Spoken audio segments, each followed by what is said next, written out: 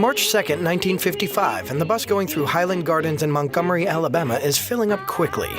The larger, whites-only section is nearly full, and the colored section in the back has few seats remaining as well. After letting passengers on at the latest stop, a young white woman is left with no place to sit. The bus driver, acting with the authority of a police officer as per city ordinance, tells 4 African Americans seated in the front row of the colored section to move back. For this one white woman to sit, they would all have to move. It was illegal for whites and blacks to even sit in the same row.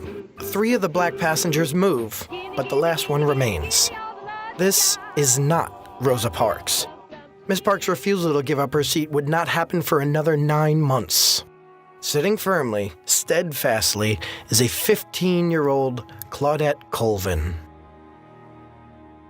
She's told, commanded again to move by an increasingly hostile bus driver. "It's my constitutional right," she declares back at him. What was going through young Claudette's head at that time? Perhaps it was the previous year's Brown versus Board of Ed decision which ruled Jim Crow separate but equal segregation in public schools to be unconstitutional.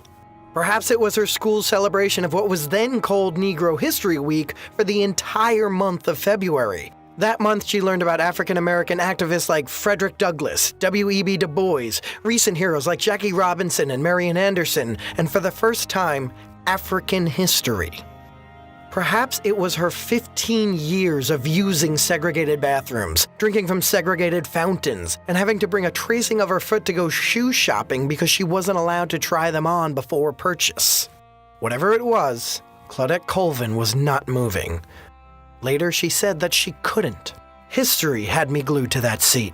Sojourner Truth's hand was pushing me down on one shoulder, and Harriet Tubman was pushing me down on the other. But she would be moved. Police officers would board the bus, grabbing her, manhandling her, and dragging her off. 15-year-old Claudette would be arrested and brought not to a juvenile facility, but to the city jail, where she would wait hours for her mother and pastor to pick her up. She was charged and later convicted of assault and battery, disorderly conduct, and violating a city ordinance. But she continued to fight, appealing the decision. Her case, combined with the cases of 3 other African-American women, would be known as Browder versus Gale, the result of which was a ruling that Alabama's segregated buses were unconstitutional. It was this case that integrated the buses and ended the need for the 381-day Montgomery bus boycott. But then why was it Rosa Parks' refusal to give up her seat that started the bus boycott, and not Claudette's? It could be that Claudette, within a year of her refusal to give up her seat, became pregnant. A pregnant, unwed teenager in the 1950s would be a challenging figure to base such a movement on. Rosa Parks, on the other hand, was mature and poised, an NAACP secretary trained in nonviolent protest. Still, Claudette paved the way for the modern civil rights movement. Her act of protest convinced local groups, as well as a young minister named Martin Luther King Jr., to stage the Montgomery bus boycott. Rosa Parks, a hero of the civil rights movement, committed her act of defiance deliberately to challenge and draw attention to a grossly unjust law. Claudette Colvin was too young to think about the consequence of her action. She simply refused to move because she knew it was wrong.